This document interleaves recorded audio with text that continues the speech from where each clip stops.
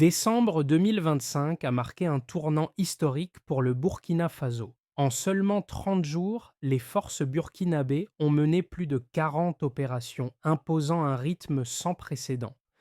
Ibrahim Traoré a orchestré cette cadence, affirmant que la guerre n'est pas un événement ponctuel, mais un rythme continu. Cependant, cette stratégie audacieuse et fatigante soulève une question vitale. L'épuisement de ses propres forces peut-il réellement aboutir à une victoire durable pour le pays? Ibrahim Traoré a promis une nouvelle doctrine militaire pour le Burkina Faso, la constance. Dans un contexte de guerre asymétrique où la surprise et l'inattendu dominent souvent, il a décidé de rompre avec la défense statique et de transformer chaque opération en une séquence continue. Les forces burkinabées ne sont plus simplement réactives, elles sont maintenant dans une offensive permanente. Chaque assaut, chaque retour en arrière, chaque reconquête vise à priver les groupes armés du temps et de l'espace nécessaires à leur réorganisation. La promesse sous-jacente est simple: privant l'ennemi de sa constance, on met en place un levier psychologique puissant. Le défi ici est clair: cette cadence effrénée peut-elle maintenir l'adhésion des troupes, tout en préservant la confiance de la population, ou finira-t-elle par épuiser tout le monde? Le mois de décembre 2025 n'a pas seulement redéfini le tempo militaire pour le Burkina Faso, il a également redéfini la notion même de sécurité dans un contexte de guerre. Ibrahim Traoré a annoncé une cadence militaire sans précédent, orchestrant des frappes et des offensives sans relâche sur plusieurs fronts. En l'espace de 10 jours, les forces du Burkina ont balayé les forêts, les corridors frontaliers et les repères ennemis, privant les groupes armés de leurs repères temporels et spatials. Mais il ne s'agissait pas seulement d'augmenter la fréquence des attaques. Chaque opération était conçue pour préparer la suivante, un enchaînement logique implacable. Cette stratégie de vitesse et de répétition bouleverse l'idée même de trêve. Les combats n'ont plus de saison et la guerre se poursuit à un rythme insoutenable. Pour les forces burkinabées, la question était claire: comment soutenir cette cadence sans laisser les troupes se désagréger sous la pression? Ibrahim Traoré a incarné ce changement stratégique. En homme de terrain, il a compris que la véritable force d'une armée ne réside pas dans sa puissance pure, mais dans sa capacité à rester constante, à être présente et visible, même dans les moments où l'ennemi semble disparaître dans l'ombre. Ce fut une révolution dans la gestion de la guerre. Les forces militaires ont appris à contrôler leur propre rythme, à repousser les limites de l'endurance et de la fatigue. Mais cette approche novatrice n'était pas sans risque. Pour la population, il fallait démontrer que cette nouvelle approche apporterait des résultats visibles et tangibles, des routes rouvertes, des marchés à nouveau vivants, un retour progressif de l'administration de l'État. Le défi initial résidait dans la coordination entre les forces locales et les unités militaires centrales. Les civils volontaires ont joué un rôle clé, servant de guide dans les zones reculées et aidant les troupes à naviguer là où les cartes étaient obsolètes. Leur courage silencieux a permis à l'armée de pénétrer des zones réputées inaccessibles.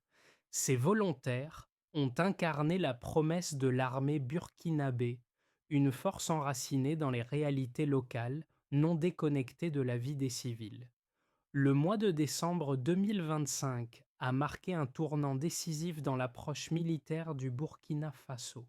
Ibrahim Traoré, par ses ordres, a mis en place une stratégie de pression continue sur les groupes armés.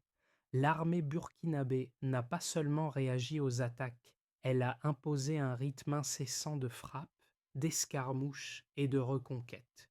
Chaque opération militaire était planifiée pour se succéder sans interruption, brisant la logique des pauses entre les saisons de guerre.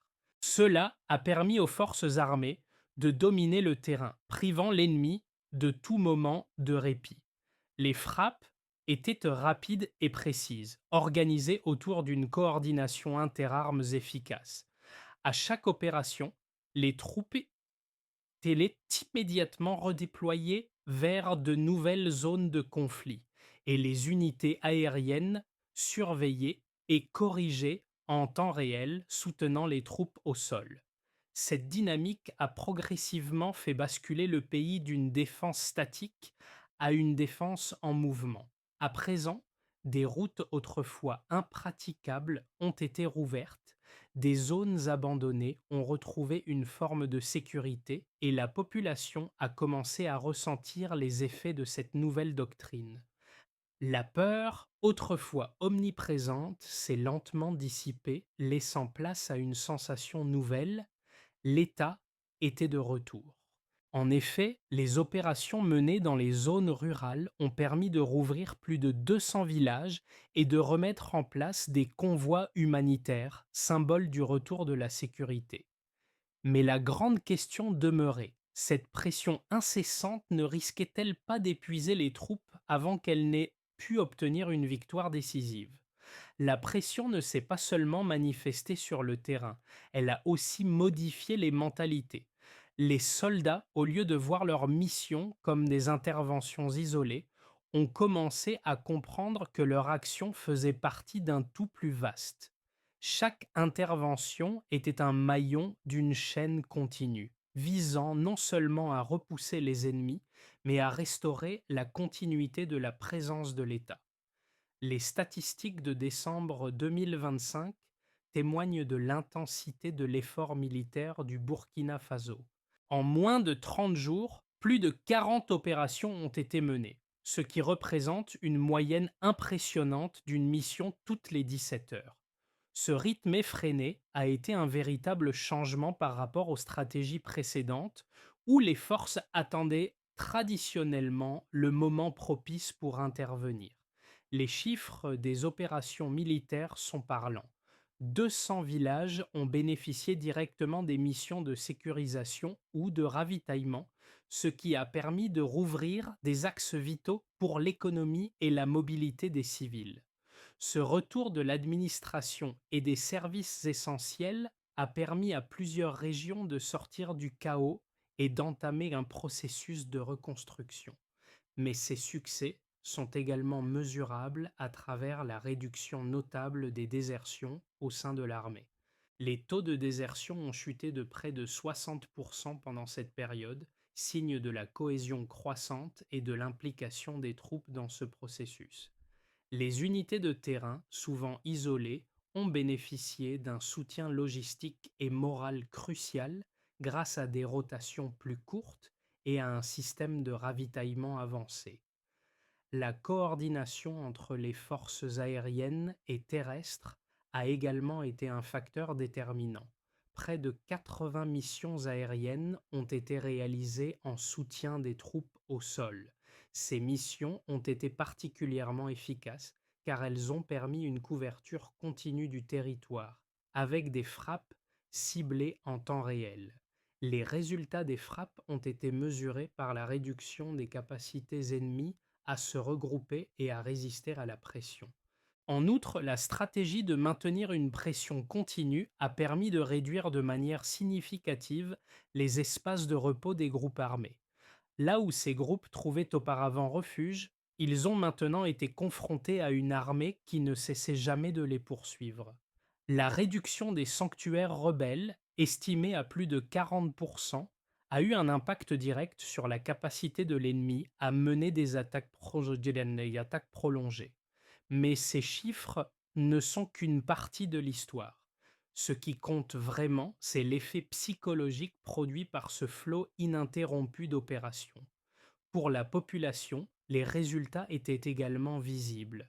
Les marchés, longtemps désertés, ont recommencé à fonctionner, tandis que les habitants des zones rurales ont retrouvé un sentiment de sécurité et de normalité dans leur quotidien.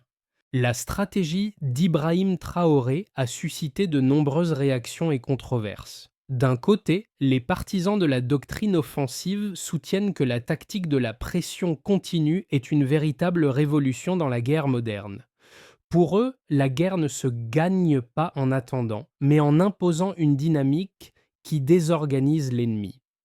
En instaurant un rythme incessant, les forces burkinabées ont non seulement pris l'initiative, mais elles ont aussi affaibli psychologiquement l'adversaire.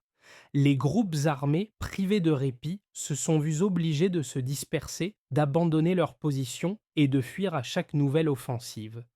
Dans ce cadre, la pression continue a non seulement permis de maintenir le contrôle sur les zones sensibles, mais elle a également envoyé un message fort à l'ennemi. Vous ne trouverez pas de répit ici.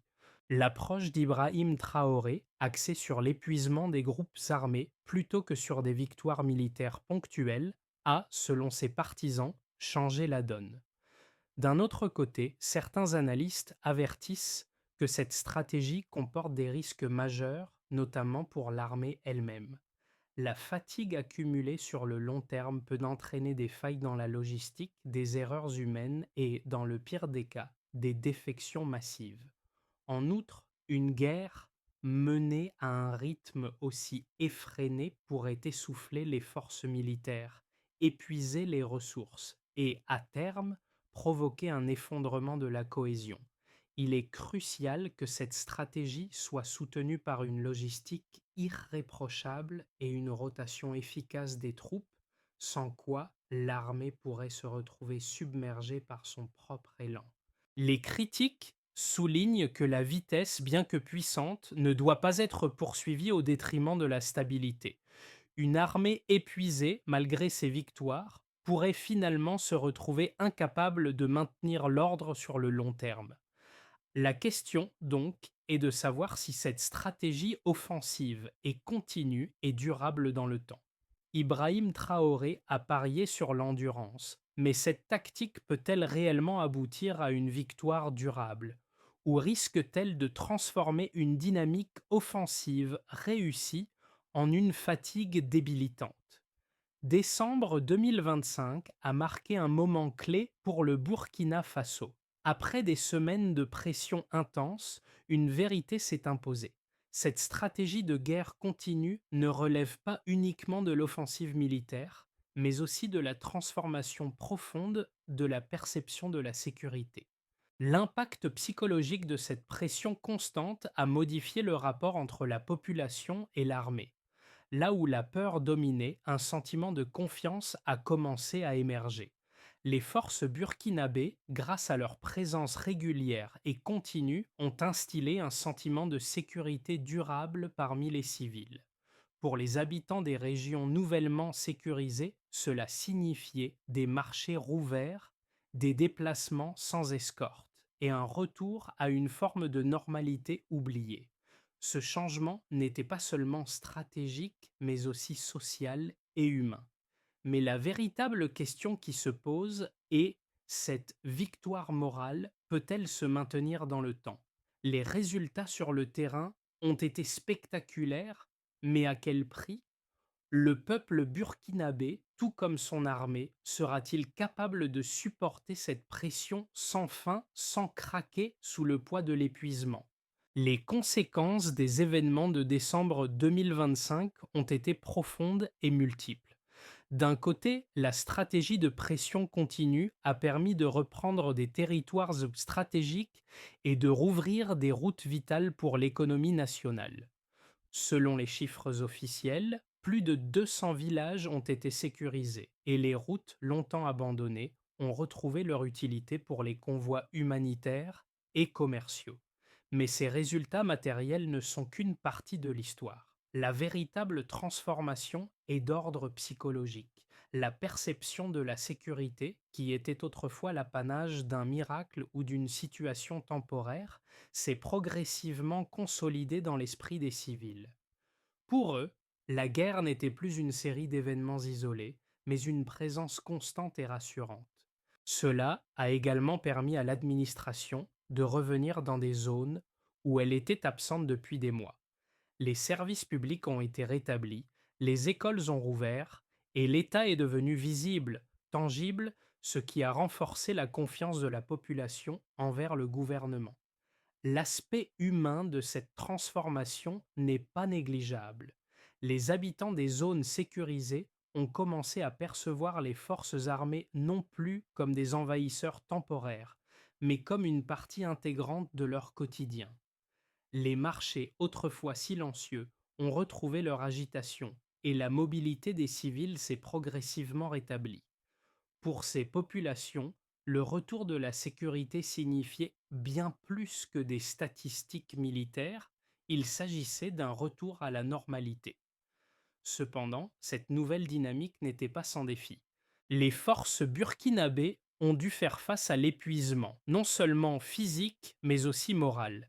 La question qui reste en suspens est de savoir si cette stratégie peut être soutenue à long terme sans entraîner de nouvelles défaillances. Alors que le pays commence à respirer après des années de conflit, la fragilité de cette paix retrouvée demeure un sujet d'inquiétude. Pour le Burkina Faso, l'équilibre entre offensive et endurance reste délicat. L'important ne sera pas seulement de maintenir le rythme, mais de savoir quand et comment le ralentir pour ne pas risquer l'effondrement du système. L'objectif est clair, transformer cette phase d'intensité en une stabilité durable. À l'horizon 2026, trois scénarios distincts se dessinent pour le Burkina Faso. Le premier, et sans doute le plus optimiste, repose sur la consolidation de la situation actuelle.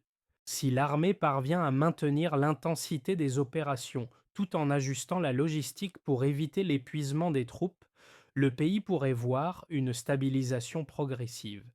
Les zones sécurisées continueraient de s'étendre et les forces armées, en coordination étroite avec les autorités locales, pourraient restaurer davantage de services publics.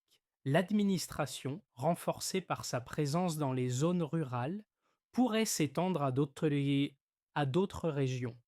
Ce scénario verrait également un retour à la normalité pour les populations locales, avec la reprise de l'activité économique et une réduction continue des attaques rebelles. Cependant, ce processus demanderait une vigilance constante pour éviter que la fatigue ne vienne éroder les acquis. Le scénario de base repose sur cette continuité où les forces burkinabées maintiendraient la pression sans rupture majeure. L'objectif serait de tenir la cadence sans créer de failles, ce qui nécessite un soutien logistique impeccable et un suivi régulier des troupes. Le défi serait de préserver l'unité et la motivation tout en empêchant l'épuisement.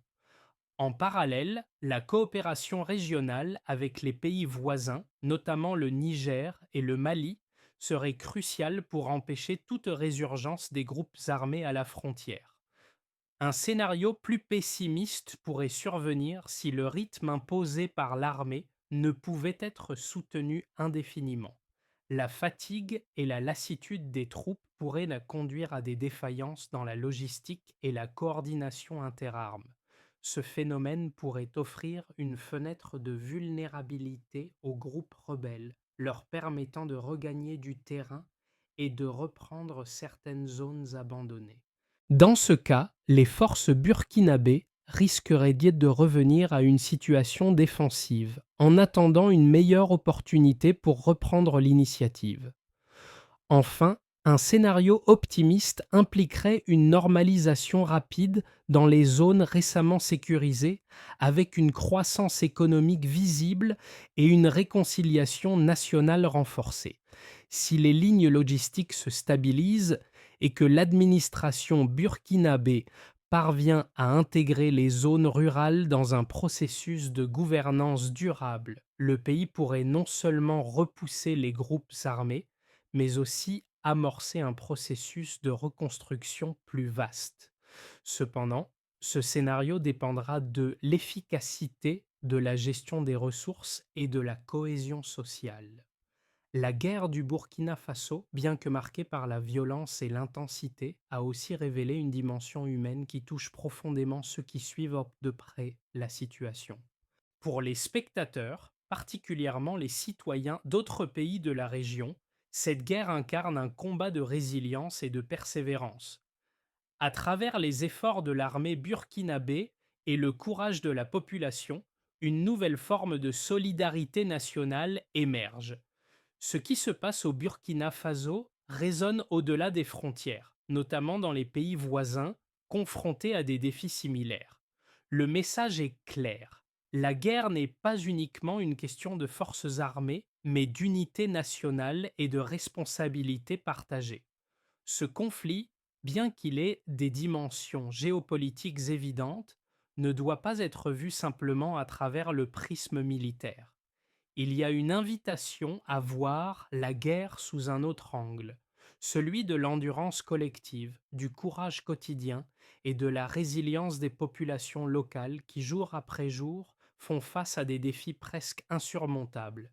Pour les populations, le retour de la sécurité ne se mesure pas uniquement par l'absence d'ennemis, mais par la capacité à restaurer un quotidien. Des enfants qui retournent à l'école, des marchés qui rouvrent et des familles qui retrouvent leur mobilité. Dans un contexte global, ce combat contre l'épuisement et l'incertitude devrait inspirer d'autres pays en proie à des conflits pédagogiques prolongés.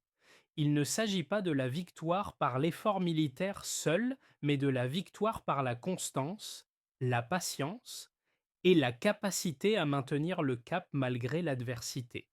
Le Burkina Faso, avec sa stratégie de guerre continue, propose un modèle d'endurance qui, bien que risqué, a le potentiel de redéfinir ce que signifie réellement gagner une guerre.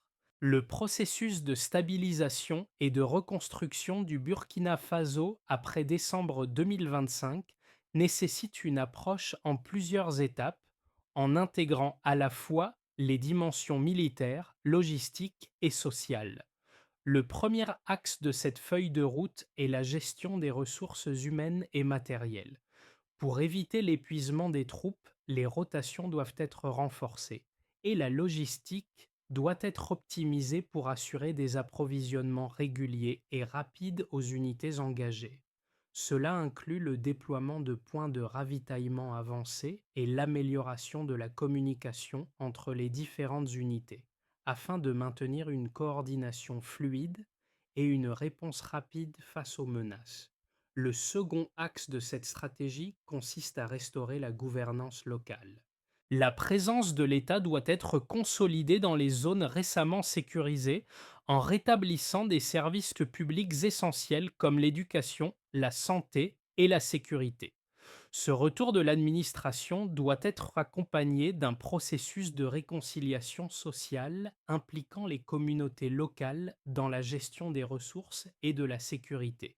L'idée est de renforcer le lien entre l'armée et les civils, créant une dynamique de coresponsabilité où chacun se sent acteur de la reconstruction du pays. Enfin, la troisième étape concerne la coopération régionale. Le Burkina Faso doit intensifier ses efforts pour coordonner ses actions avec les pays voisins, notamment le Mali et le Niger, afin d'empêcher les groupes armés de se replier au-delà des frontières et de préserver la sécurité régionale. Cela implique également un travail de sensibilisation et de collaboration avec les partenaires internationaux pour renforcer les capacités locales de défense et assurer un soutien logistique à long terme. Décembre 2025 n'a pas seulement marqué un tournant militaire, mais aussi un changement profond dans la perception du pays. Le Burkina Faso, longtemps perçu comme une terre de guerre et de division, a fait un pas décisif vers la résilience et l'unité. La phrase d'Ibrahim Traoré: «Nous ne défendons pas un territoire, mais l'idée qu'il restera vivant» est devenue un leitmotiv qui résonne dans les esprits.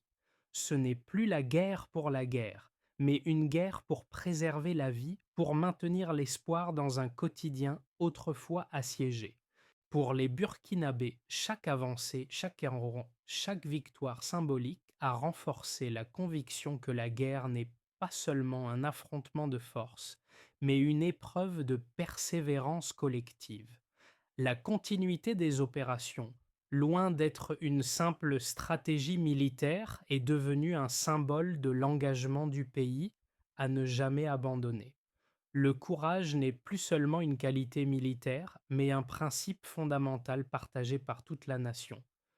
Aujourd'hui, le Burkina Faso, dans sa lutte continue, a trouvé non seulement la force de combattre, mais aussi celle de se redécouvrir. Le chemin parcouru, bien que difficile, a forgé un nouveau sentiment de fierté nationale. Et la population, autrefois submergée par la peur, commence à voir un avenir possible. Le retour à la normalité, tout comme la sécurité, n'est plus une promesse, mais une réalité tangible. Le Burkina Faso est à un carrefour décisif. La guerre a été une épreuve, mais elle a aussi révélé la résilience d'un peuple prêt à reconstruire son avenir sur les bases de l'unité et de l'endurance. Ibrahim Traoré a montré que la véritable victoire ne réside pas dans les batailles ponctuelles, mais dans la constance et la persévérance face à l'adversité. Cependant, le chemin est encore semé d'embûches. À travers cette expérience, d'autres nations en guerre peuvent aussi trouver des leçons de résilience et d'espoir. À présent, comment percevez-vous la capacité du Burkina Faso à maintenir cette dynamique dans les mois à venir? Que peut-on apprendre de cette approche pour d'autres pays confrontés à des défis similaires? La victoire ici ne sera pas une gloire éphémère, mais un processus de longue haleine. Il est temps d'aller au-delà des chiffres et des opérations militaires pour réfléchir à ce que chaque acte de persévérance signifie pour l'avenir de la nation.